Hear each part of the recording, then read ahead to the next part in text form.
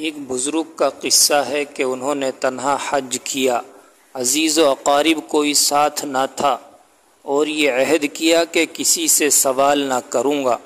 چلتے چلتے راستے میں ایک وقت ایسا آیا کہ ایک زمانے تک کہیں سے کچھ نہ ملا، حتیٰ کہ ضعف کی وجہ سے چلنے سے عاجز ہو گئے، اور دل میں یہ خیال آیا کہ اب اضطراب کا درجہ پہنچ گیا اور اپنے آپ کو ہلاکت میں ڈالنے کی اللہ جل شانہ نے ممانعت فرمائی ہے، اس لیے اب مجھے سوال کر لینا چاہیے۔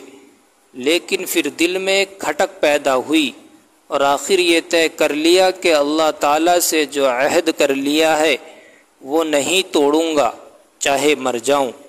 چونکہ ضعف کی وجہ سے چلنے سے عاجز ہو گئے تھے اس لیے رہ گئے، اور سارا قافلہ روانہ ہو گیا، اور یہ موت کے انتظار میں قبلہ رو ہو کر ایک جگہ لیٹ گئے۔